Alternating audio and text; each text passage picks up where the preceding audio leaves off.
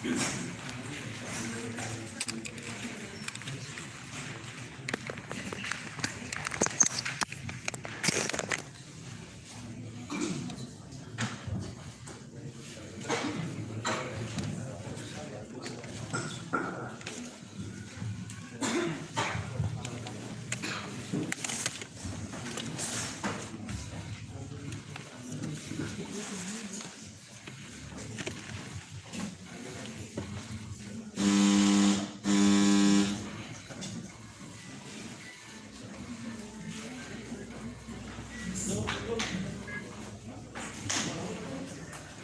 الله الرحمن الرحيم. السلام عليكم ورحمة الله وبركاته.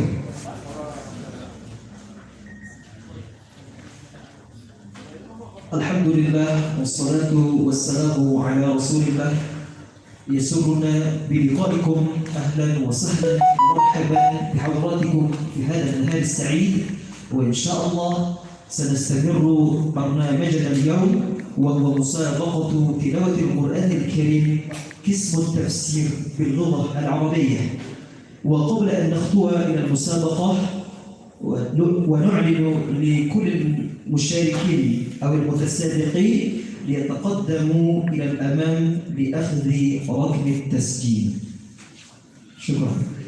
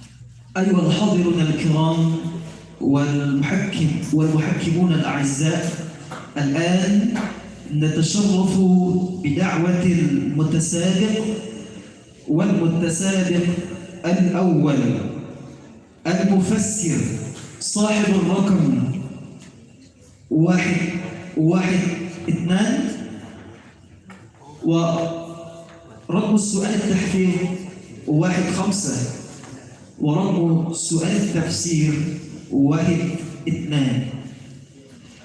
نعيد مرة أخرى، نتشرف بدعوة المتسابق المفسر صاحب الرقم 112 ورقم سؤال التحفيظ 15 ورقم سؤال التفسير 12،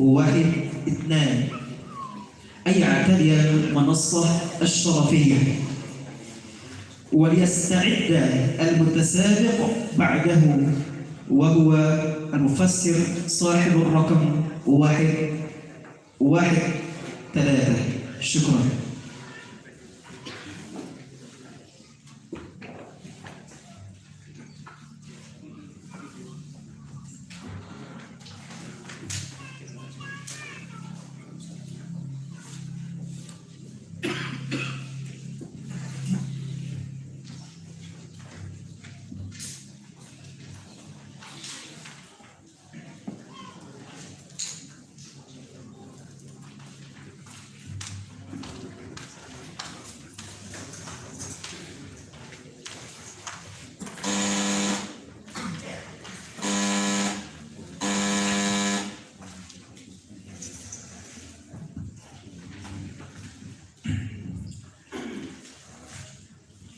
أعوذ بالله من الشيطان الرجيم. تلك آيات الله نتلوها عليك بالحق وإنك لمن المرسلين.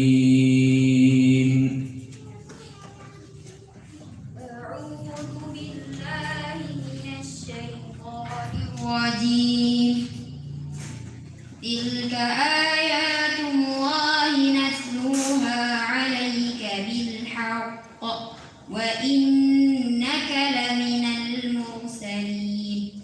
تلك الرسل فضلنا بعضهم على بعض، منهم من كلم الله ورفع بعضهم درجات وآتينا عيسى ابن مريم البينات وأيدناه بروح القدس، ولو شاء الله ما اقتتل الذين من بعدهم من بعد ما جاءتهم البينات ولكن اختلفوا فمنهم من آمن ومنهم من كفر، ولو شاء الله ما اقتتلوا ولكن الله يفعل ما يريد.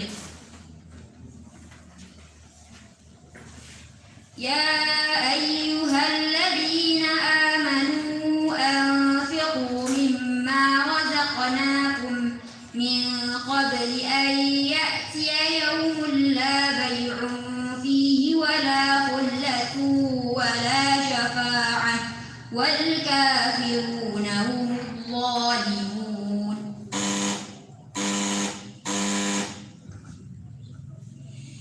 ما كان لأهل المدينة ومن حولهم من الأعراب أن يتخلفوا عن رسول الله.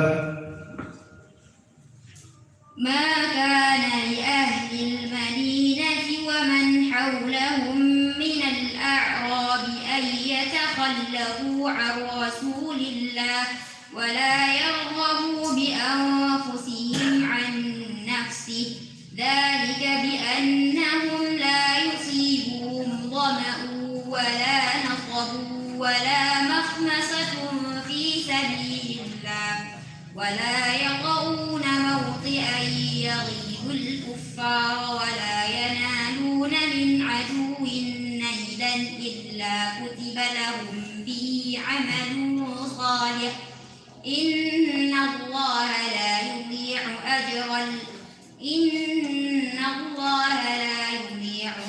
الفاسقين إن الله لا يضيع أجر المحسنين ولا ينفقون نفقة صغيرة ولا كبيرة ولا يقطعون واديا إلا كتب لهم ليجزيهم الله أحسن ما كانوا يعملون وما كان المؤمنون لينفروا كافة فلولا نفر من كل فرقة منهم طائفة ليتفقهوا في الدين ولينذروا قومهم إذا رجعوا إليهم لعلهم يحذرون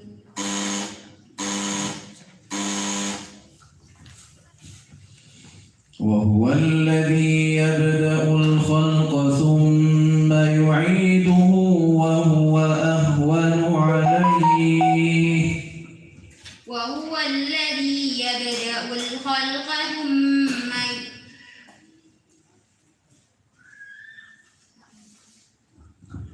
وهو الذي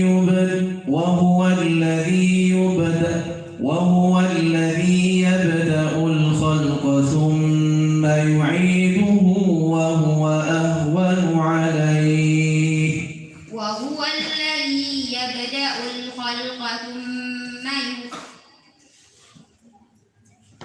وهو الذي يبدأ الخلق ثم يهينه وهو أهون عليه وله المثل الأعلى في السماوات والأرض وهو العزيز الحكيم وضرب الله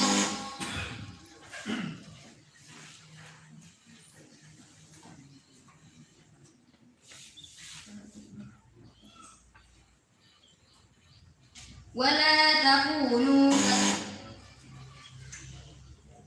وهو الذي يبدأ الخلق ثم يهينه وهو الذي يبدأ الخلق ثم يعيده وهو أهون عليه وله المثل الأعلى في السماوات والأرض وهو العزيز الحكيم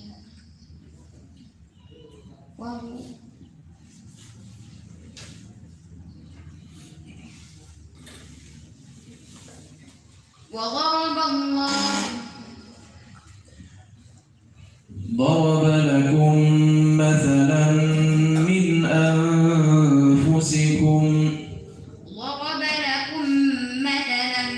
من أنفسكم هل لكم مما ملكت أيمانكم من شركاء فيما رزقناكم فأنتم فيه سواء تخافونهم كخيفتكم أنفسكم كذلك نفصل الآيات لقوم يعقلون بل اتبع الذين ظلموا أهواءهم بغير علم فمن يهدي من أضل الله وما لهم من ناصرين فأقم وجهك للدين حنيفا فطرة الله التي فطر الناس عليها لا تبديل لخلق الله ذلك الدين القيم ولكن أكثر الناس لا يعلمون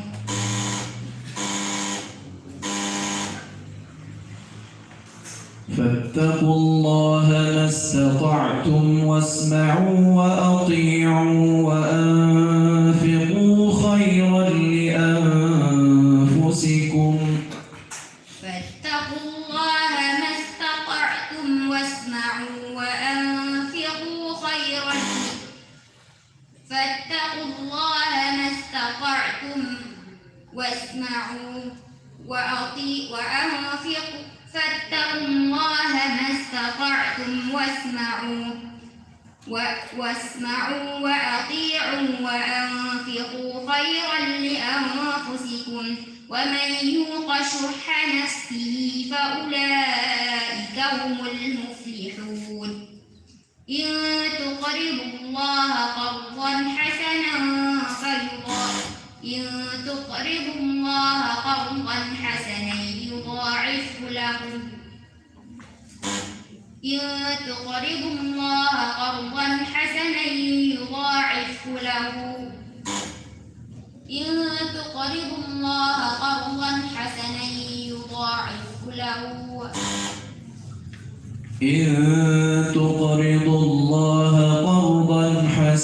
يضاعفه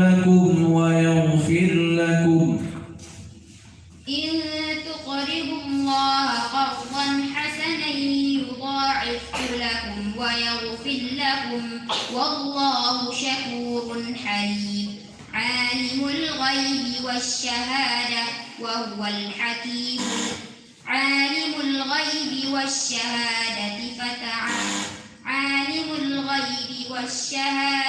وهو العزيز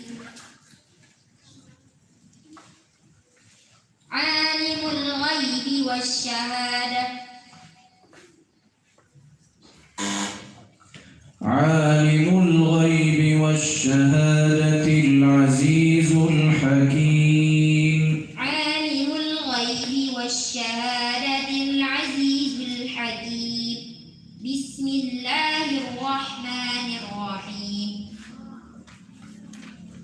يا أيها النبي إذا طلقتم النساء فطلقوهن لعدتهن وأحصوا العدة واتقوا الله ربكم لا تخرجوهن من بيوتهن ولا يخرجن إلا أن يأتين بفاحشة مبينة وتلك حدود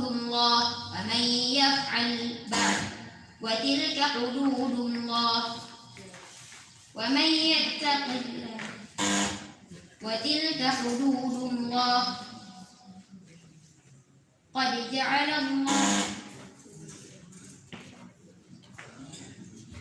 ومن يتعد حدود الله فقد ظلم نفسه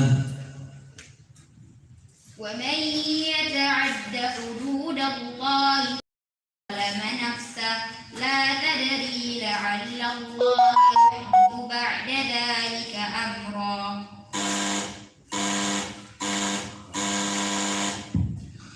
الآن مع تفسير باللغة العربية. اقرأي سورة هود الآية 23.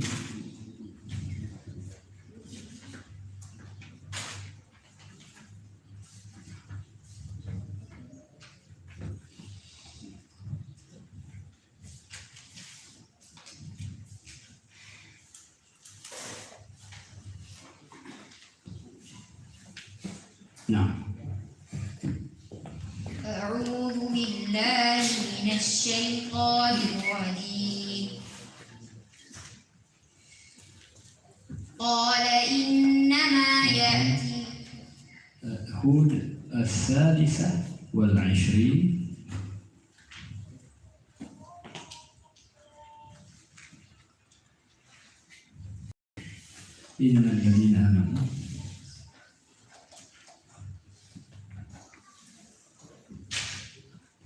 إن الذين آمنوا وعملوا الصالحات وأخبتوا إلى ربهم.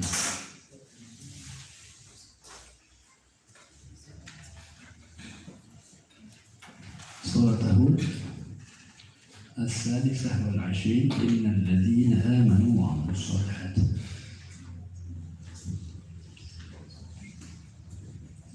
إن الذين آمنوا وعملوا الصالحات وأخبتوا إلى ربهم أولئك أصحاب الجنة هم فيها خالدون. أحسنت. طيب، معاني المفردات. ما معنى آمنوا؟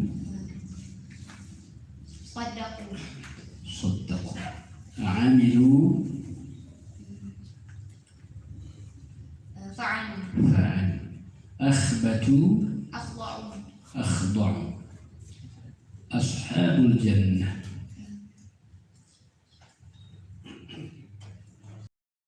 أهل الجنة، خالدون أبديون أبدي دائم يعني. طيب،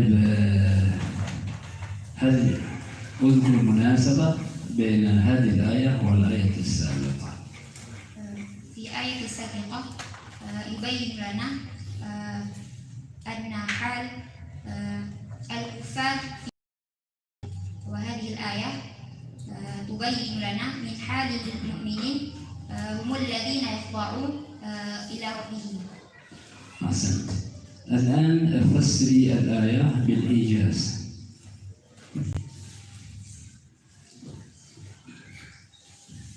إن الذين آمنوا وعملوا الصالحات، أي هم الذين يصدقون ويعملون من العمل الصالح وحسنات وأخبتوا إلى ربهم، أي ويخضعون إلى ربهم. أولئك أصحاب الجنة هم فيها خالدون. يعني من حال المؤمنين هم الذين أبديون في الجنة. نعم، هم أبديون في الجنة. طيب، السؤال هنا: ما علاقة بين الإيمان والعمل الصالح؟ هل بينهما علاقة؟ وبين ذلك. الإيمان مصدق، والعمل يتكون من الجوارح. لما علاقة؟ المؤمن فأول يصدق، يعني بالإيمان يصدق الله والرسول، يصدق الله أن الله سبحانه وتعالى خلقه، والرسول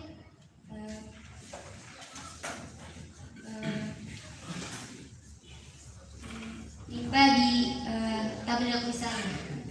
من باب تبليغ الرسالة. طيب، إذا كان الإيمان بدون العمل، هل هذا يعتبر الإيمان الصحيح أو ليس بصحيح؟ ليس بصحيح. بين ذلك. لماذا؟ لأن أول الإيمان يعني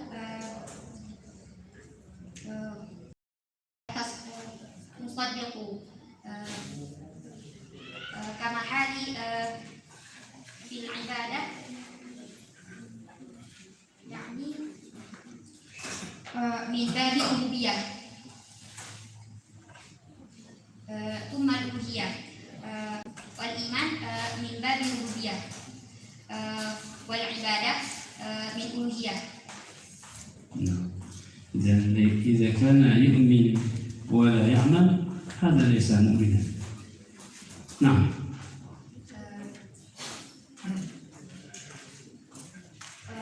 بعد نصدق نعمل يعمل الصالحات. طيب، ما دروس المستفادة من هذه الآية؟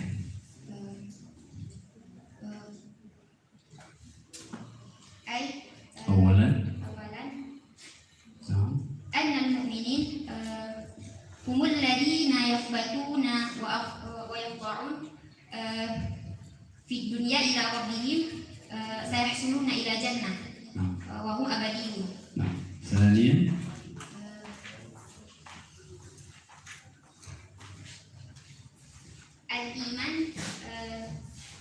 الإيمان بدون التصديق لا صحيحة فيه.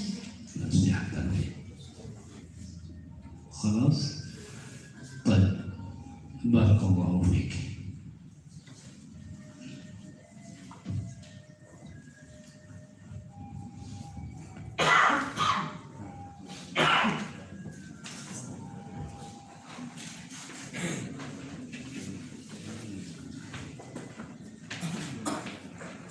أيها الحاضرون الكرام، والمتسابق بعده المفسر صاحب الرقم 113، ورقم السؤال التخفيف 08، ورقم سؤال التفسير 08. نعيد مرة أخرى: المفسر صاحب الرقم 113، رقم سؤال التحفيظ 08، ورقم سؤال التفسير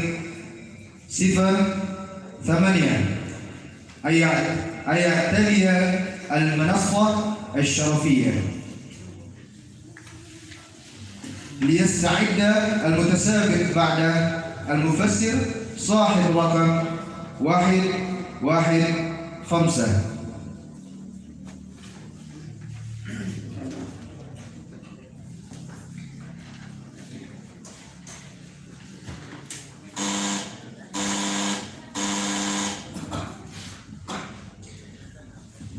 أعوذ بالله من الشيطان الرجيم. وإذا سألك عبادي عني فإني قريب.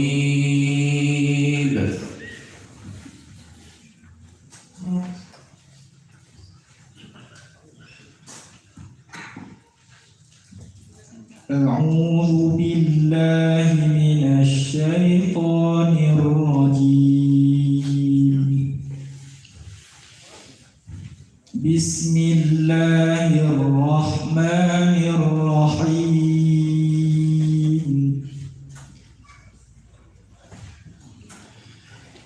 وإذا سألك عبادي عني فإني قريب أجيب دعوة الداع إذا دعان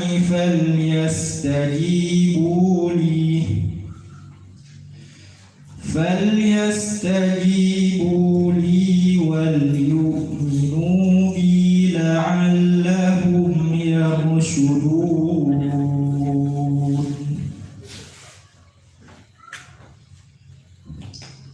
أحل لكم ليلة الصيام الرفث إلى نسائكم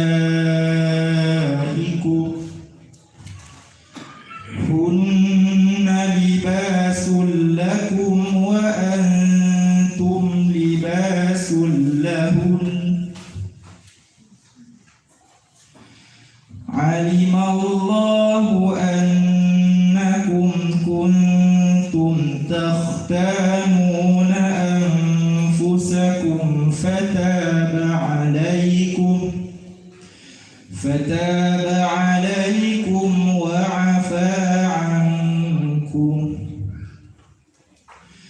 فالآن باشروهن وابتغوا ما كتب الله لكم وكلوا واشربوا حتى يتبين لكم الخيط الأبيض من الخيط الأسود من الفجر ثم أتموا الصيام إلى الليل ولا تباشروهن وأنتم عاكفون في المساجد تلك حدود الله فلا تقربوها كذلك يبين الله آياته للناس لعلهم يتقون.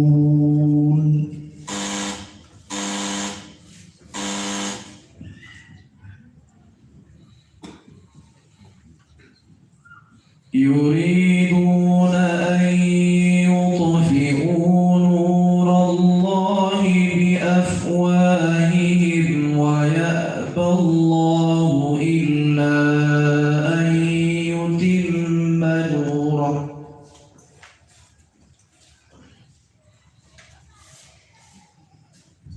يريدون أن يطفئوا نور الله بأفواههم ويأبى الله إلا أن يتم نوره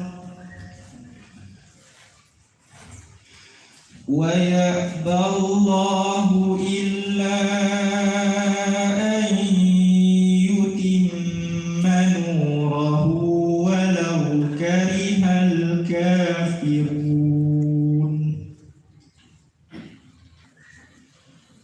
هو الذي أرسل رسوله بالهدى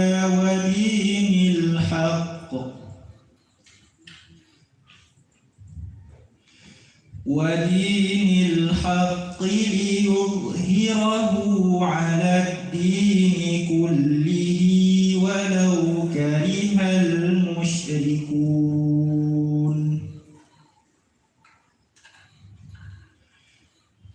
يا أيها الذين آمنوا إن كثيرا من الأحبار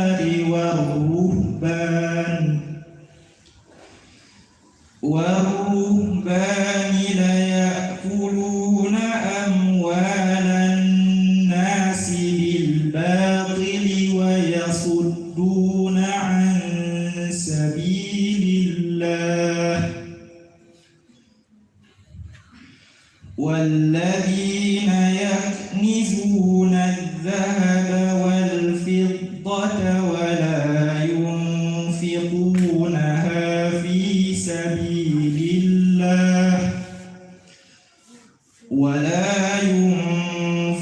ينفقونها في سبيل الله فبشرهم بعذاب أليم يوم يحمى عليها في نار جهنم فتكوى بها جباههم وجنوبهم وظهورهم هذا ما كنزتم لأنفسكم فذوقوا ما كنتم تكنزون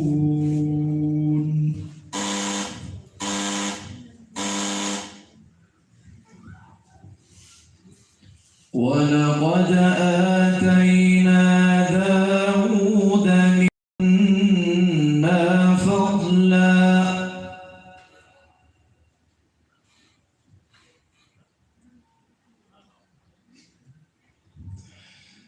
ولقد آتينا داود منا فضلا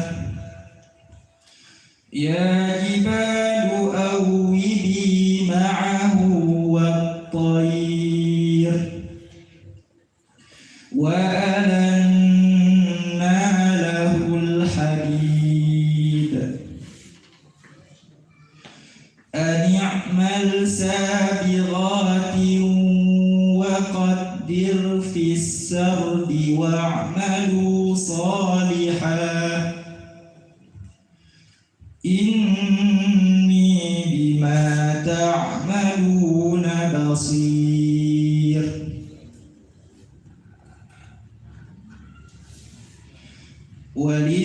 ولسليمان الريح غدوها شهر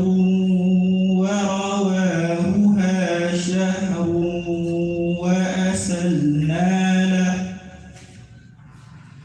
وأسلنا له عين القطر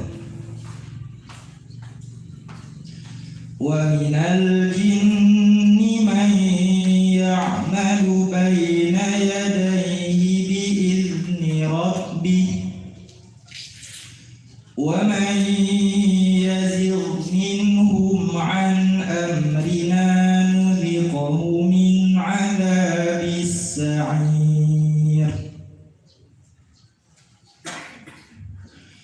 يعملون له ما يشاء من محاريب وتماثيل وجفان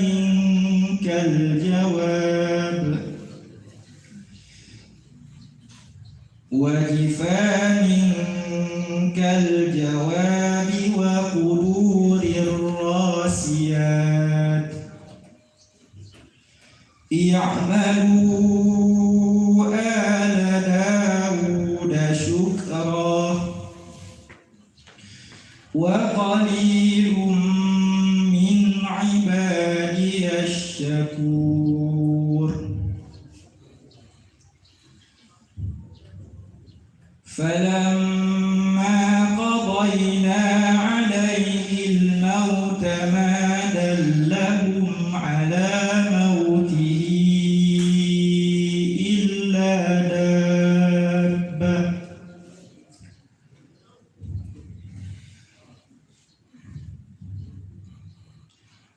إلا دابة الأرض تأكل من سأته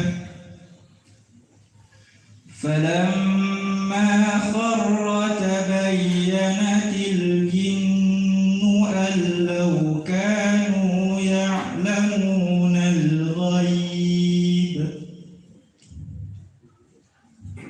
أن لو كانوا يعلمون الغيب ما لبثوا في العذاب المهين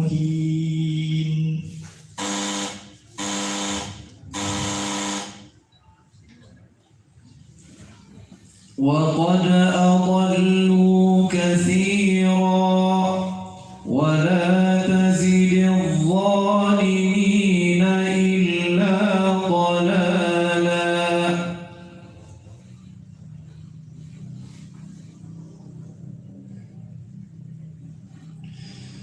وقد أضلوا كثيرا ولا تزد الظالمين إلا ضلالا مما خطيئاتهم أغرقوا فأدخلوا نارا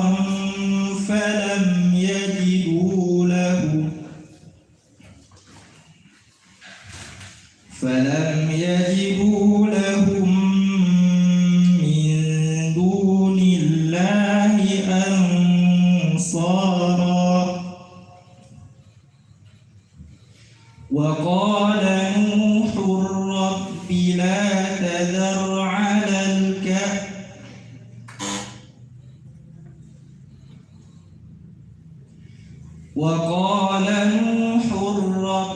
لا تذر على الأرض من الكافرين ديارا إنك إن تذرهم يضلوا عبادك ولا يلدوا إلا فاجرا كفارا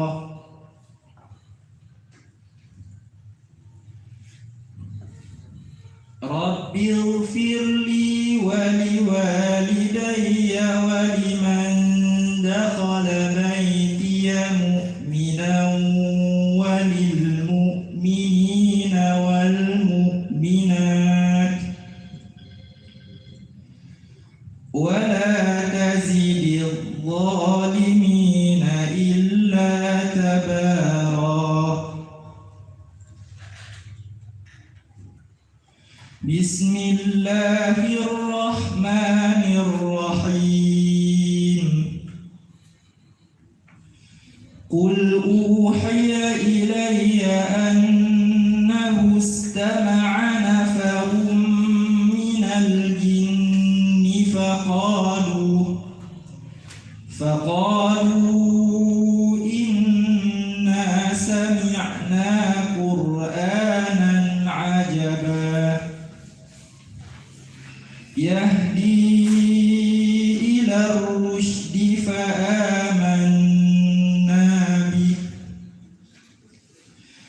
ولن نشرك بربنا أحدا وأنه تعالى جد ربنا ما اتخذ صاحبة ولا ولدا.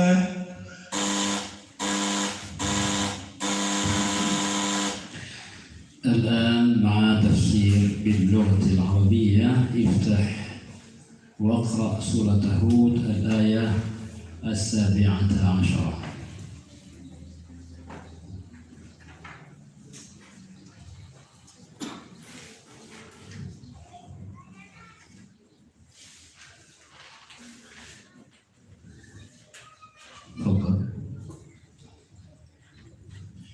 بسم الله الرحمن الرحيم. أفمن كان على بينة من ربه ويتلوه شاهد منه ومن قبله كتاب موسى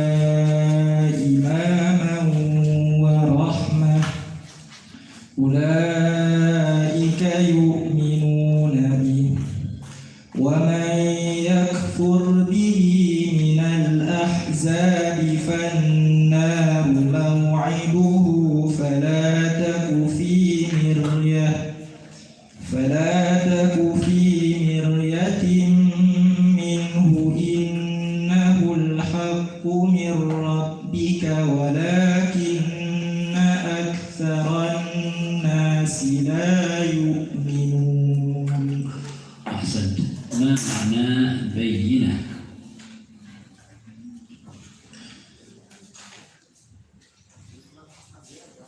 نعم، بينة. بينة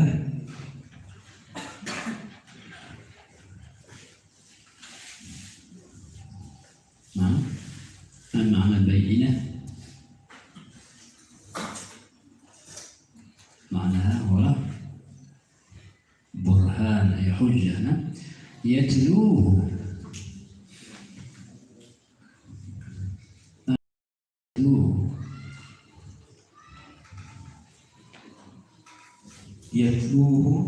نعم. هو النبي محمد. نعم. ما معنى تلاوة؟ ما معنى تلاوة؟ يتلو أي يقرأ. نعم. ثم ما معنى يكفر؟ يكفر أي لا يؤمن. لا يؤمن، يجحد. ما معنى الأحزاب؟ الأحزاب أي الكفار الذي تحزبوا لنبينا محمد. الأحزاب الطوائف، صح؟ الطوائف. ما معنى مرية؟ مرية أي شك. طيب. هل لهذه الآية سبب النزول؟ لا. طيب، اذكر مناسبة بينها والآية قبلها. بعد أن بين الله تعالى في آية قبلها نعم عن هؤلاء المشركين نعم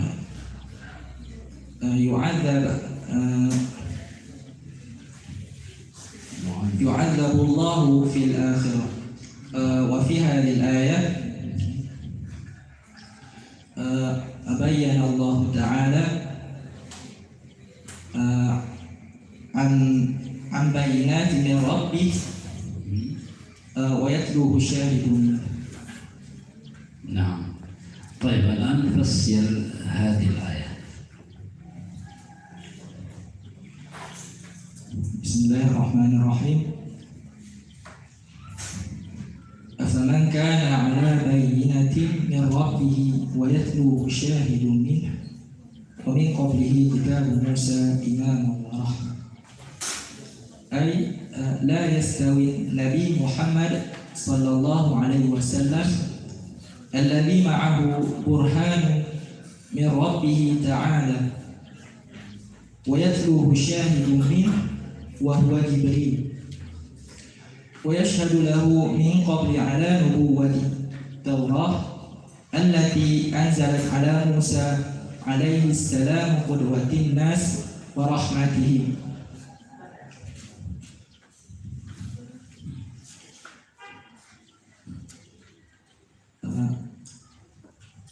لا يستوي هو ومن آمن معه مع أولئك الكافرين المتخبطين في الضلال.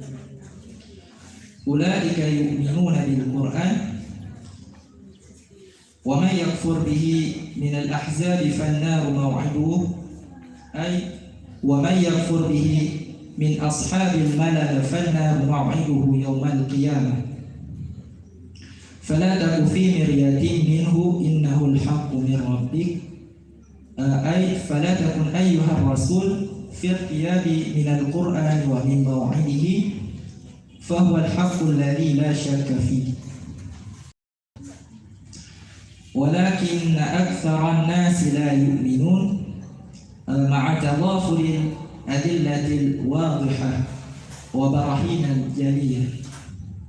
نعم، الكتاب الذي أنزل الله على رسوله يكون إماما ورحمة. كيف نفهم الكتاب إمام؟ كما نعتاد الإمام هذا إنسان، كيف معنى الكتاب إماما؟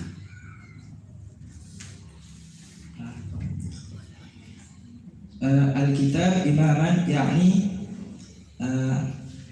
الهدى للناس، كقوله تعالى: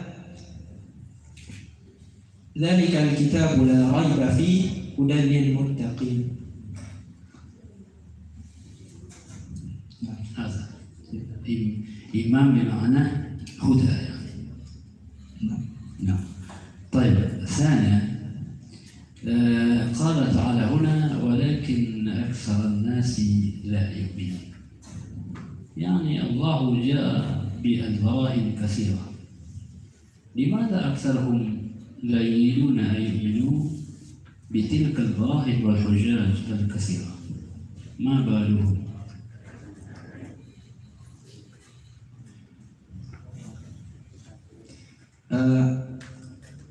لأنه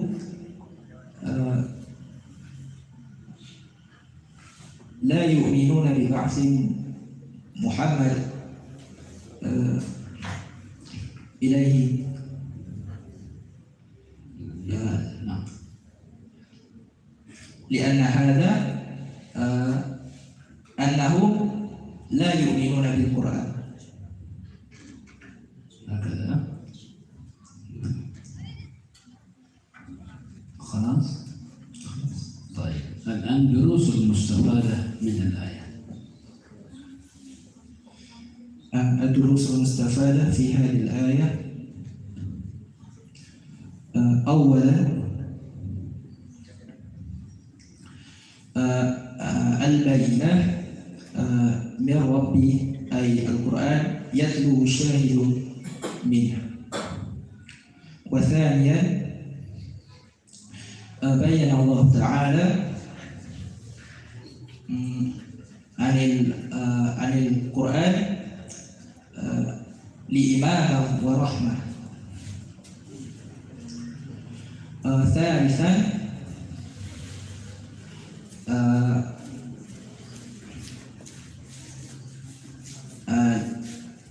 يخبر تعالى: لا شك إلى القرآن، لأن القرآن هدى للناس. طيب، بارك الله فيك. الله أعلم بالصواب. صدق الله العظيم.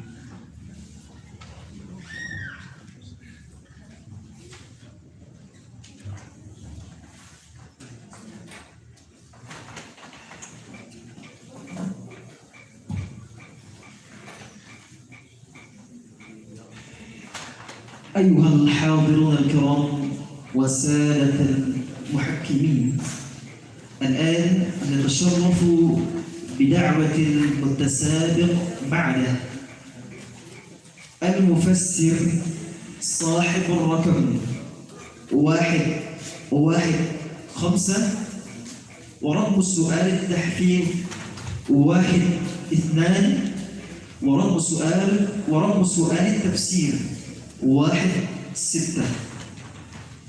نعيد مرة أخرى: المفسر صاحب الرقم 115 ورقم السؤال التحفيظ 12 ورقم السؤال التفسير 16.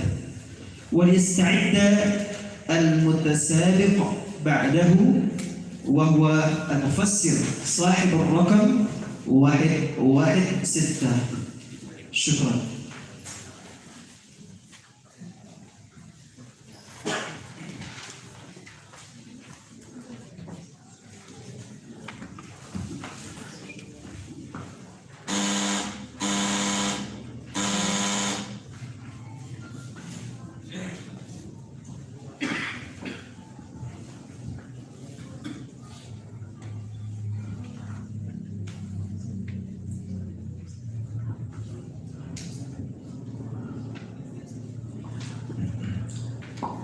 أعوذ بالله من الشيطان الرجيم. ويسألونك عن المحيض.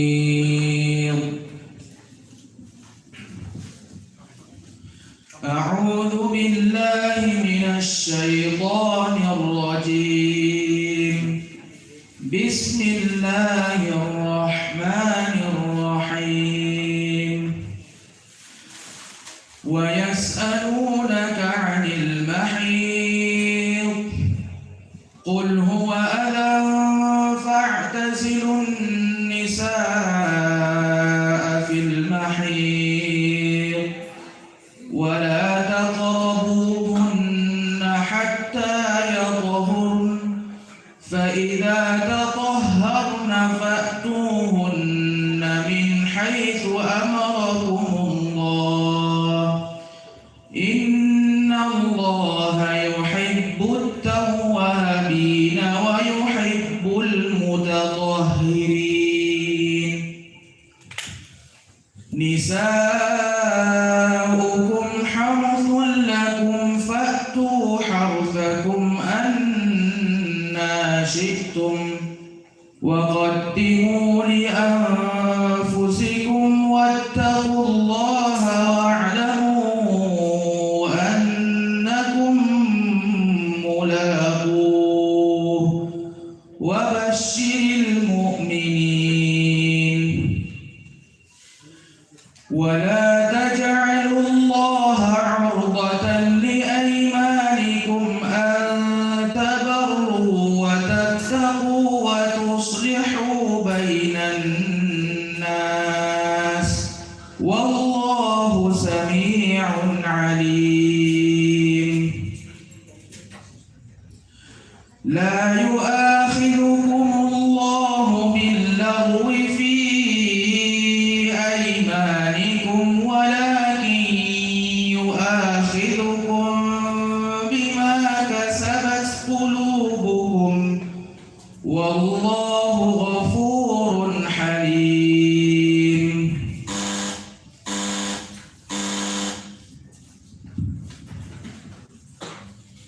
فرح المخلفون بمقعدهم خلاف رسول الله وكرهوا أن يجاهدوا بأموالهم. فرح المخلفون بمقعدهم خلاف رسول الله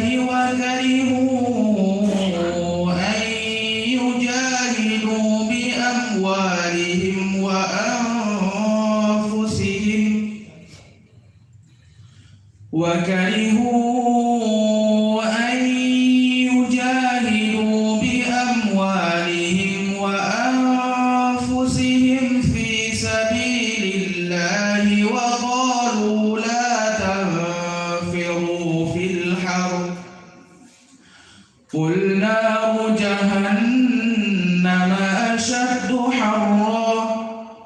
لو كانوا يفقهون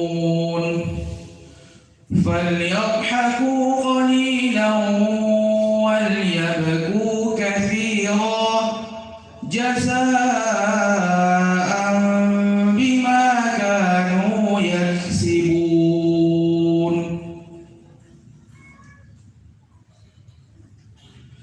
فإن رجعك الله إلى طائفة منهم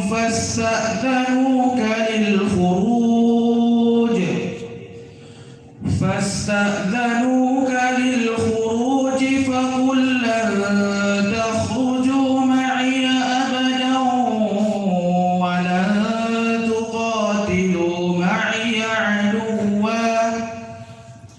إنكم رضيتم بالقعود أول مرة فاقعدوا مع الخالفين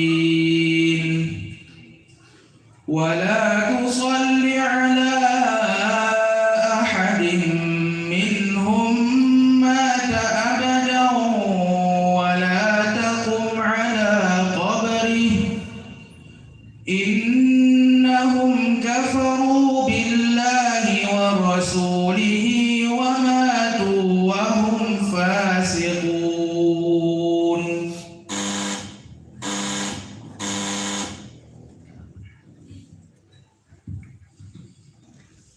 ولقد كانوا عاهدوا الله من قبل لا يولون الأدبار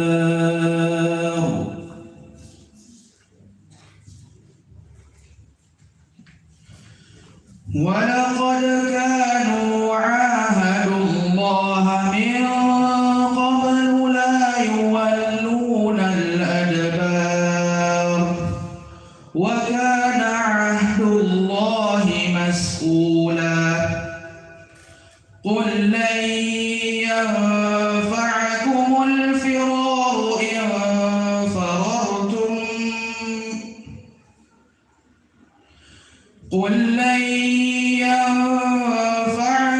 الفرار إن فررتم من الموت أو القتل وإذا لا تمتعون إلا قليلا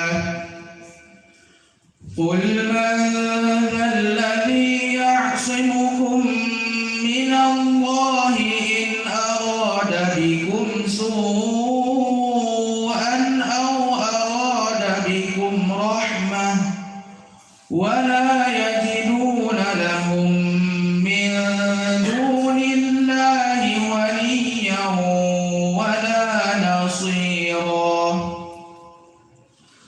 قد يعلم الله المعوقين منكم والقائلين لإخوانهم هلم إلينا ولا يأتون البأس إلا قليلا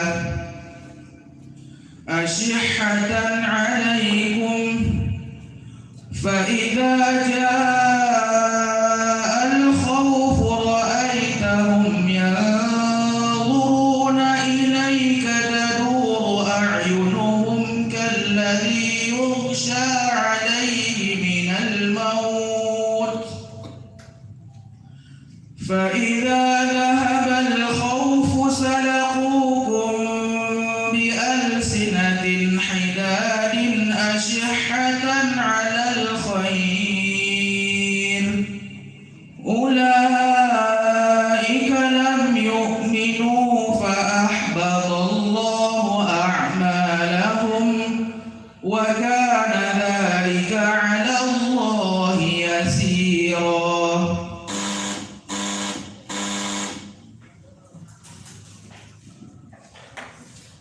قل هو الرحمن آمنا به وعليه توكلنا فستعلمون من هو في ضلال مبين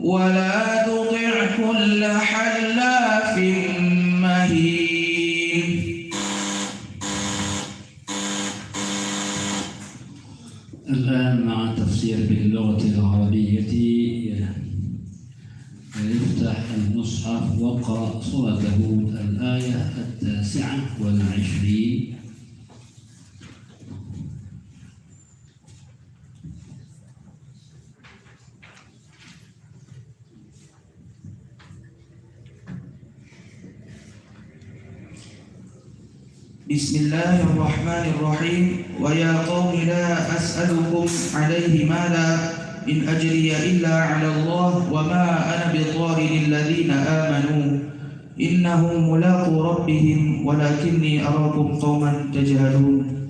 أحسنت. معاني المفردات، ما معنى لا أسألكم؟ لا أطلب منكم. طيب، أجري جزاء. الجزية، نعم. طارد، بطارد الذي، ما معنى طارد؟ بتارك. بذلك إخراج. ما معنى ملاقو ربهم؟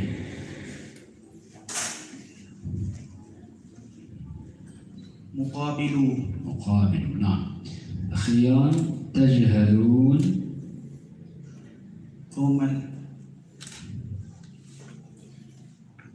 نعم، تجهلون يعني جاهل، ما معناها؟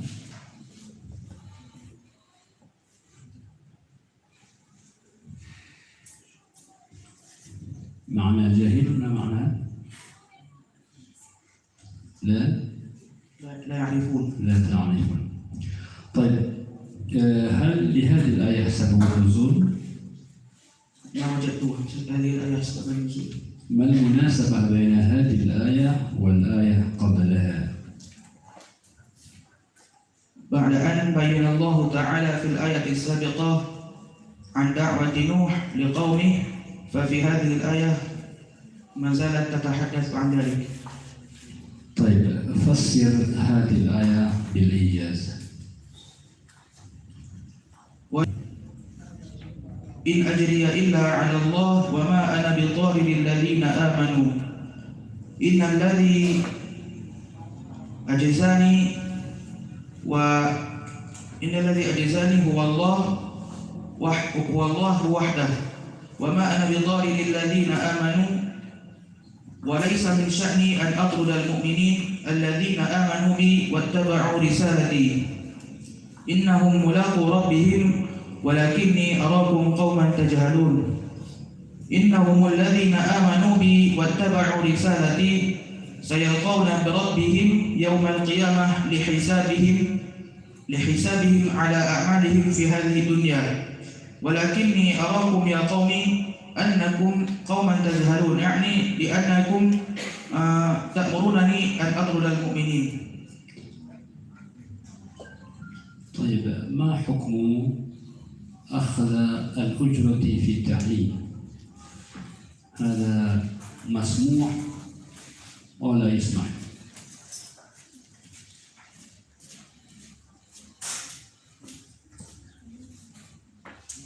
أخذ الأجرة في التعليم والدعوة والأذان وإلى ذلك، هل هذا جائز أو غير جائز؟ أولا نقوي النية والإخلاص، فثانيا إن أعطى الأجر فنأخذ، فإن لا يعطي فلا نأخذ. نعم، لو لا يعطيني فنأخذ. وأما الطلب لا يجوز، يعني نطلب الأجرة لا يجوز في تعليم؟ ممكن ولا يمكن نطلب أجرة شهريا مثلا؟ يجوز؟ عجيب كيف يعني؟ ماذا ترى؟ جائز؟ جائز، نعم، لا بأس به. السؤال الثاني، قال هنا ملاقو ربهم، ما فائدة اللقاء مع الله أو اللقاء بالله؟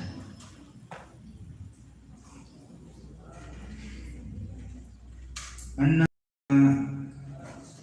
كل مؤمن إذا دخل الجنة أول نعمة العظيمة واللقاء بالله لكل مؤمن. وما الذي لا يؤمن هل يتقي بالله؟ فدخل النار. طيب، إذا الدروس المستفادة من الآية. دروس المستفادة من هذه الآية، أولا أن كل الأنبياء والرسل لا يطلب الأجر على كل دعوته. ثانيا أن من أجزاه هو الله وحده. ثالثا إن طرد الأنبياء والرسل المؤمنين فعقابهم على الله. رابعا كل من ماتوا وآمنوا بالله ولم يؤمن بالله فسيلقون بربهم يوم القيامة. طيب أحسنت، بارك الله فيك.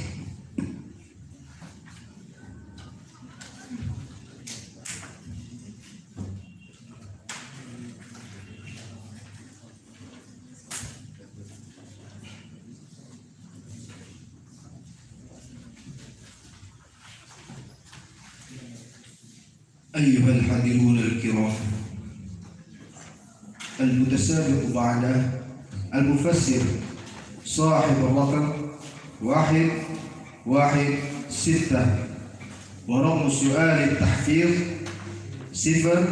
05 ورقم سؤال التفسير 1. نعيد مرة أخرى، المفسر صاحب الرقم 116 ورقم سؤال التحفيظ 05 ورقم سؤال التفسير 17.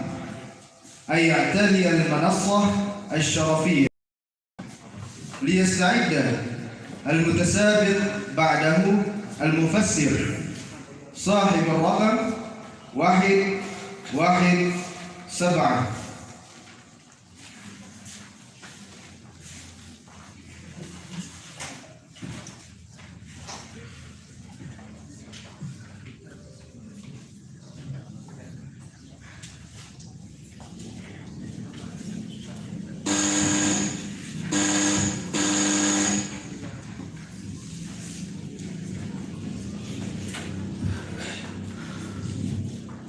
أعوذ بالله من الشيطان الرجيم.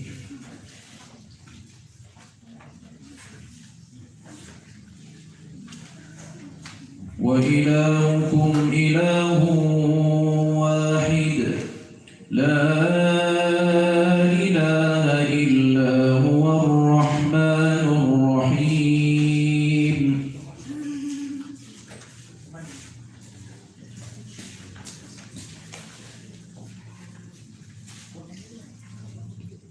أعوذ بالله من الشيطان الرجيم. بسم الله الرحمن الرحيم. وإلهكم إله واحد لا إله إلا هو الرحمن الرحيم. إن في خلق السماوات والأرض واختلاف الليل والنهار والفلك التي تجري في البحر بما ينفع الناس وما أنزل الله من السماء من ماء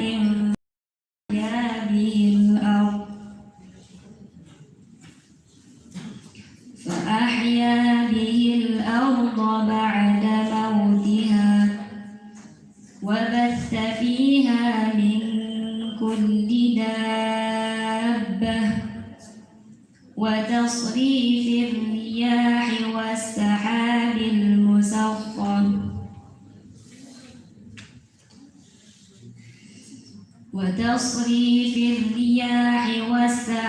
المسخر بين السماء والأرض لآيات لقوم يعقلون. ومن الناس من يتبع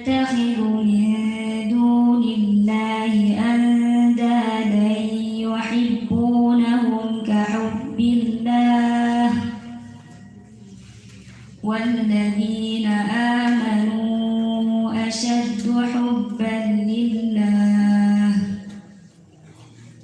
ولو يرى الذين ظلموا إذ يرون العذاب أن القوة لله جميعا أن الله شديد العذاب.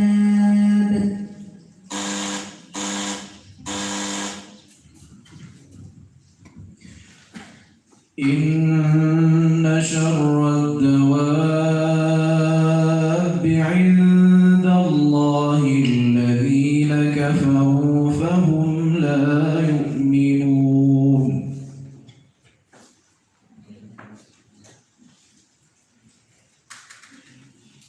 إن شر الدواب عند الله الذين كفروا فهم لا يؤمنون.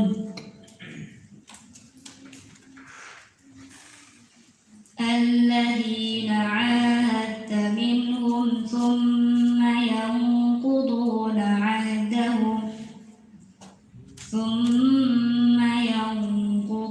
عهدهم في كل مرة وهم لا يتقون. فإما تثقفنهم في الحرب فشدد بهم من خلفهم لعلهم يذكرون. وإما تخافن من قوم خيانة فانبذ إليهم على سواء إن الله لا يحب الخائنين.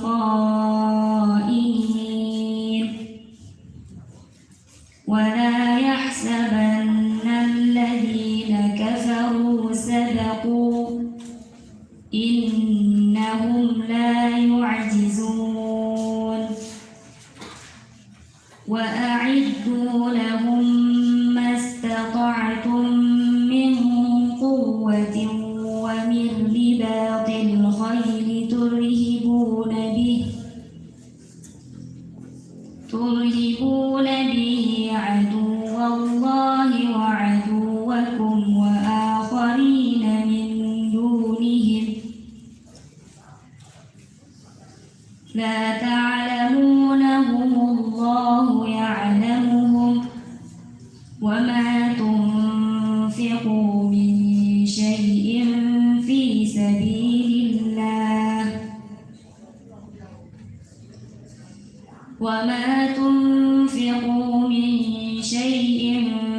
سبيل الله يوفى إليكم وأنتم لا تظلمون.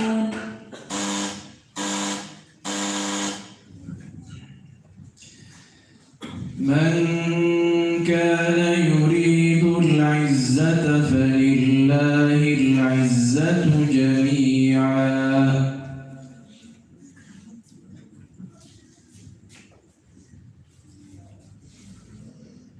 من كان يريد العزة فلله العزة جميعا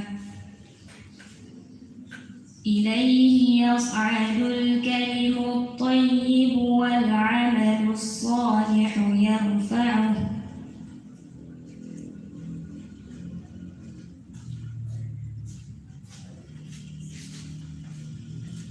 والذين يمكرون السيئات لعلهم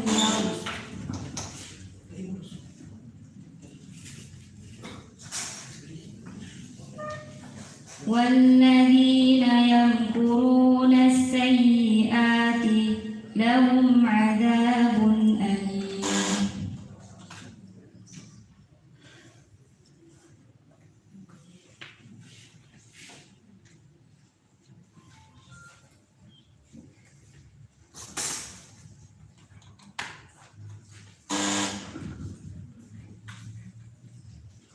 والذين يمكرون السيئات لهم عذاب شديد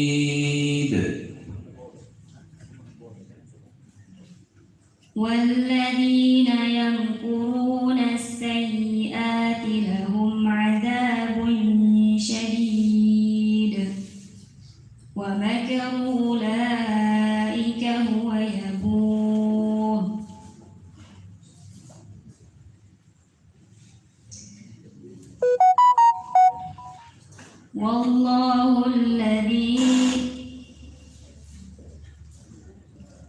والله خلقكم من تراب ثم من نطفة ثم جعلكم أزواجا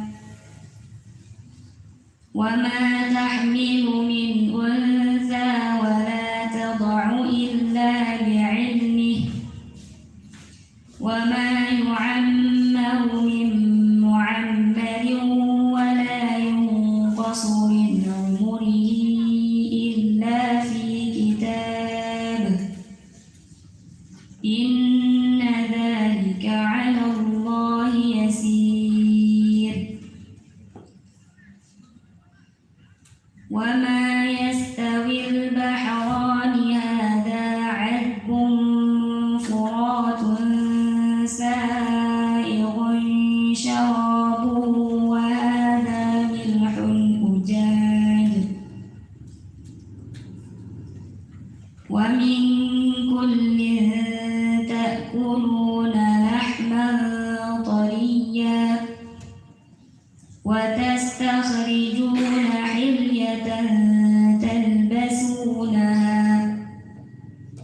وترى الفلك فيه مواخر لتبتغوا من فضله ولعلكم تشكرون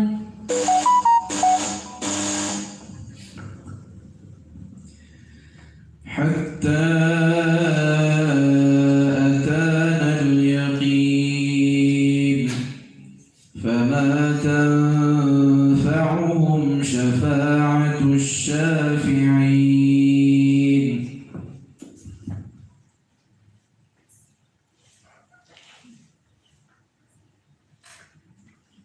حتى أتانا اليقين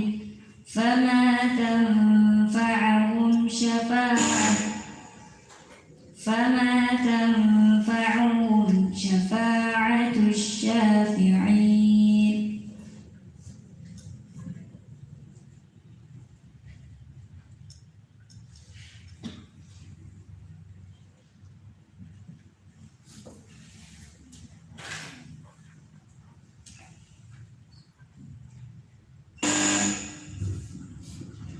فما لهم عن التذكرة معرضين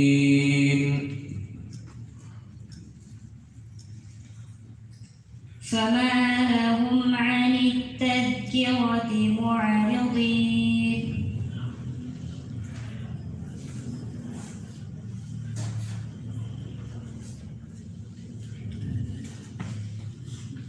إنه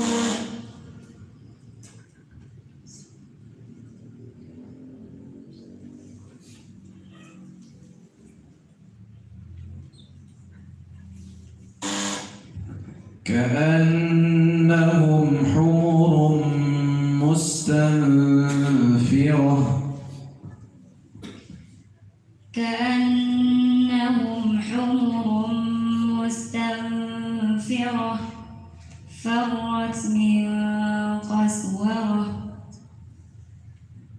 بل يريد كل امرئ منهم أن يؤتى صحفا منشرة كلا بل لا يريد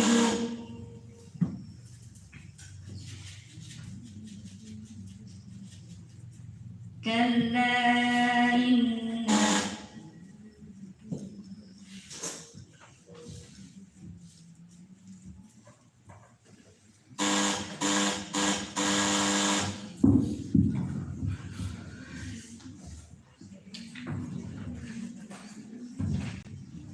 الآن مع تفسير باللغة العربية. افتحي سورة هود واقرأي الآية 31.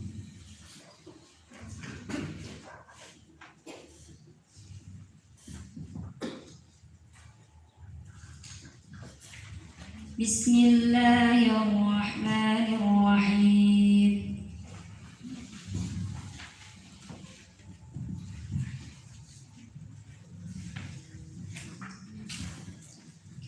ولا أقول لكم عندي خزائن الله ولا أعلم الغيب ولا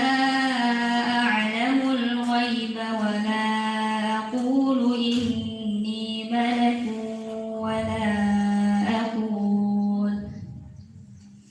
ولا أقول للذين تزدري أعينكم لن يؤتيهم الله خيرا الله أعلم بما في أنفسهم إني إذا لمن الظالمين.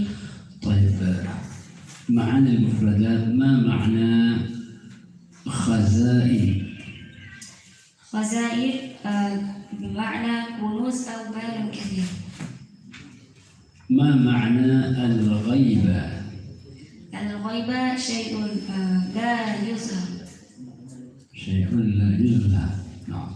تزدري تحتقر. طيب، لن يؤتيهم. لن يعطيهم أو لن يجيء إليهم. طيب، الظالمين هم الذين لا يعطوا شيء في مكانه. طيب، الآن هل لهذه الآية سبب النزول؟ على حسب ما قرأت لم أجد سبب النزول في هذه الآية. أذكر المناسبة بين هذه الآية والآية قبلها.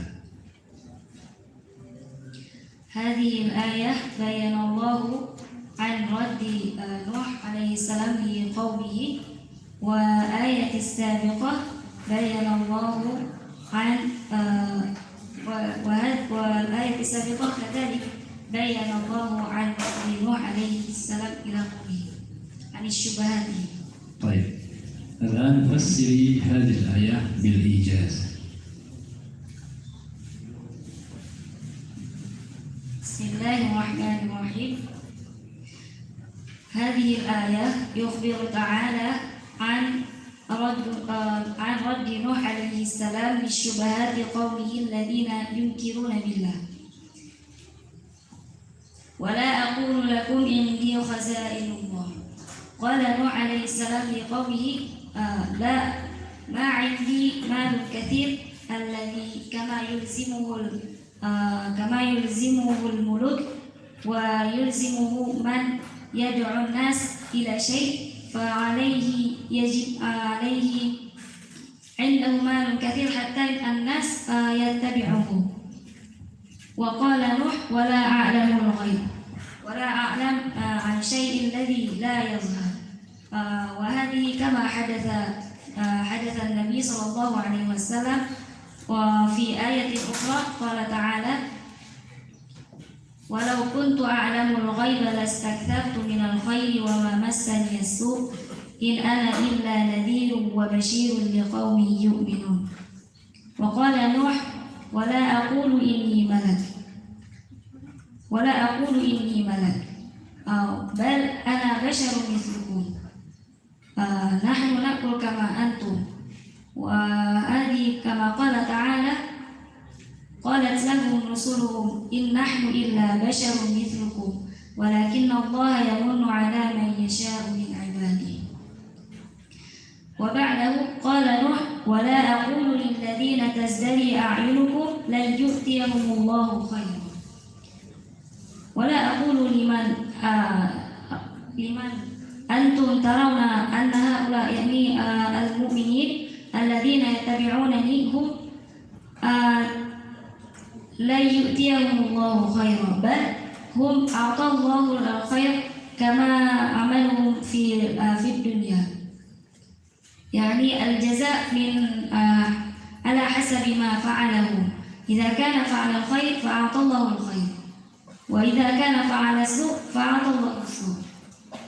الله أعلم بما في أنفسهم، يعني أن الله أعلم بما في أنفسهم. يعني إذا كان المؤمنين يعملون الصالحات، وإذا كان المؤمنين يعملون الصالحات إيمانا وإخلاصا لله فأعطى الله الخير، وإلا عكسه، إني إذا لمن الظالمين. إني إذا كنت فعلت ذلك، يعني طرد المؤمنين وأقول أن هؤلاء لا يؤتيهم الله خير، إذا كان فعلت ذلك إني أكون من الظالمين. طيب، هنا ذكر كلمة ولا أعلم الغيب، أن النبي صلى الله عليه وسلم لا يعلم الغيب. كيف معرفة الغيب؟ وما الحكم الإيمان به؟ أولا، حكم إيمان بالغيب هو واجب لمن يؤمن بالله. ومعنى ولا أعلم الغيب، يعني الغيب هو الذي يعرفه الله وحده، ونحن لا نعرفه، حتى الأنبياء لا يعرفون الغيب. إذا كيف طريقة لمعرفة الغيب؟ هل هناك طريقة أو ما في طريقة؟ الطريقة معرفة الغيب، أولا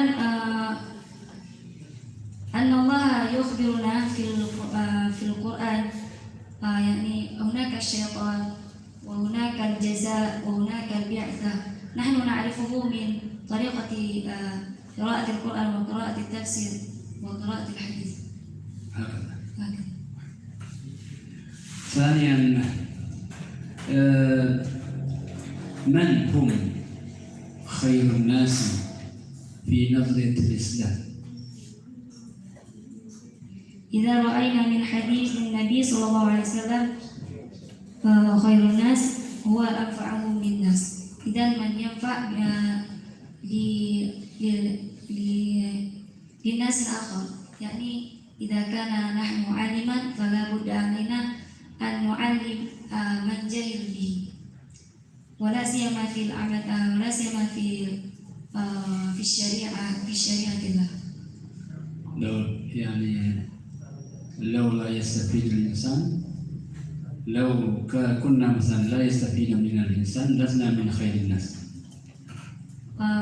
فطبعا هناك من لا يستطيع أن يعلم الناس. إذا نبحث طريقة أخرى لننفع الناس، مثل من هذا كف الأذى من الطريق، فهذا أنفع للناس أيضا. نعمل كما نستطيع.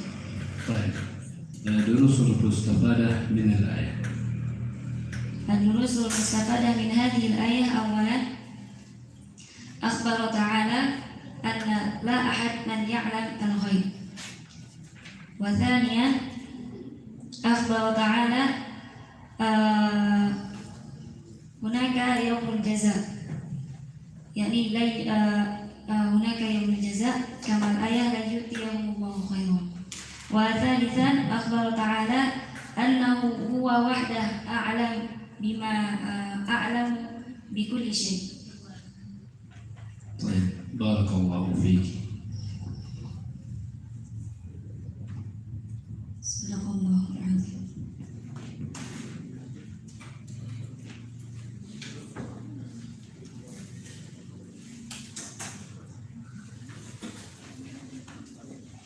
طيب، نستريح لمدة شوية، 5 دقائق.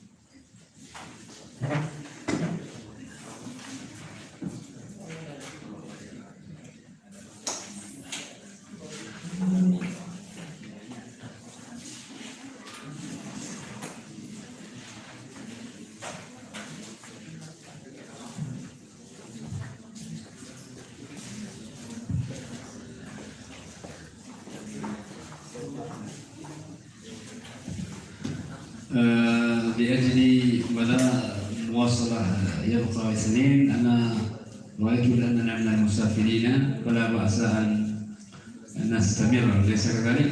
أنتم يعني قد قصرتم الصلاة؟ قصرنا. أنتم من المقصرين إذا صح؟ إذا فلا بأس. إذا يعني بعد 5 دقائق مباشرة نواصل، إلا من هؤلاء الذي يتمم الصلاة، لكن من هؤلاء الذي يعمل القصر فلا بأس به. لكن صاحب الحمص يمكن هل أنتم فلا بأس إذا كنتم مثلا طبعا من أهل هذا البلد فلا يجوز القصر، صح؟ بعدين لا بأس إذا كان واحد منكم يصلي واحد ماذا يبقى واحد لا بأس. إذا يعني فضيلة المحاضرين ألا ماذا لا تغادروا من هذا المكان حتى ننتهي من المسابقة.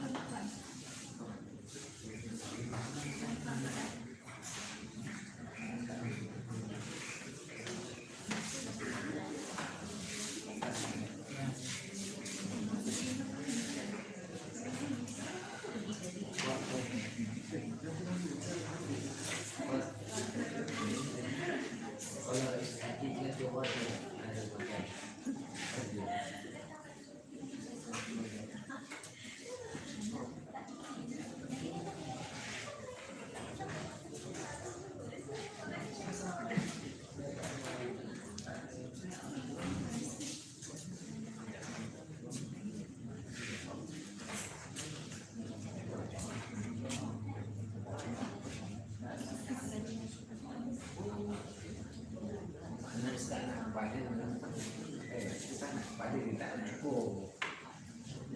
Mesti bagi. Dia mesti kena cukup.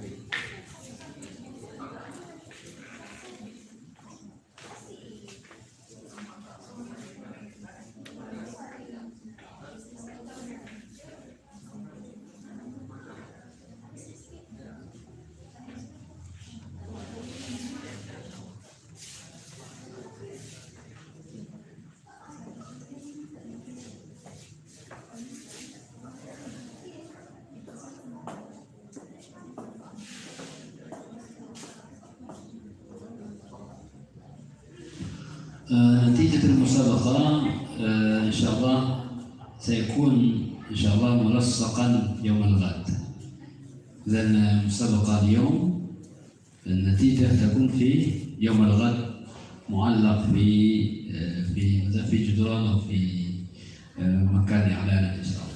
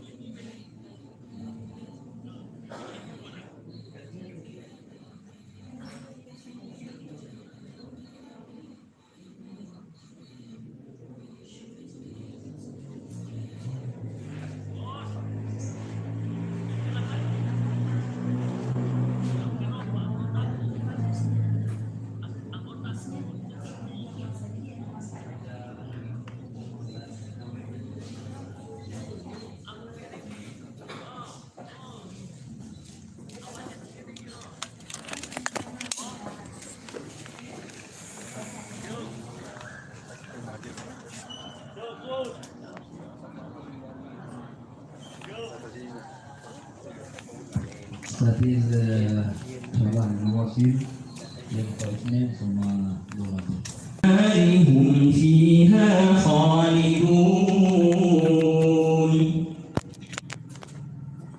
إن الذين آمنوا والذين هاجروا وجاهدوا في سبيل الله أولئك يرجون رحمة الله والله غفور الرحيم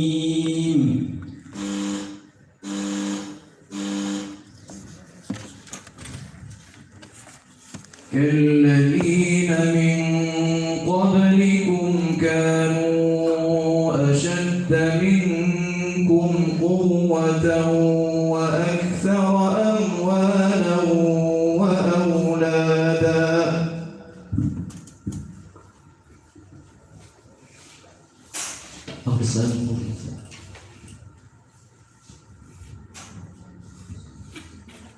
كالذين من قبلكم كانوا أشد منكم قوة وأكثر أموالا وأولادا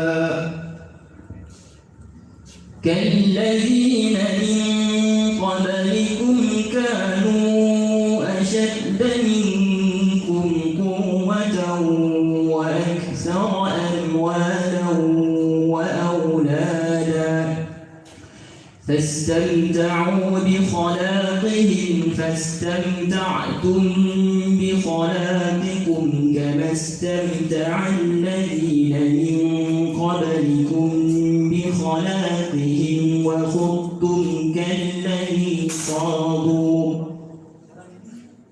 أولئك حبطت أعمالهم في الدنيا والآخرة وأولئك هم الخاسرون ألم يأتهم نبأ الذين من قبلهم قوم نوح وعاد وثمود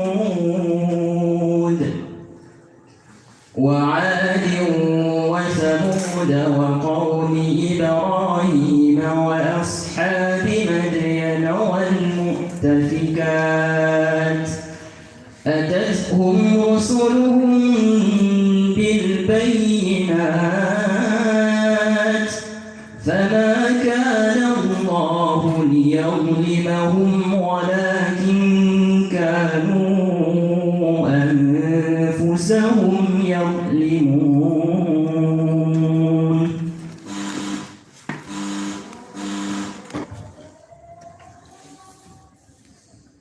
وأورثكم أرضهم وديارهم وأموالهم وأرضا لم تطئوها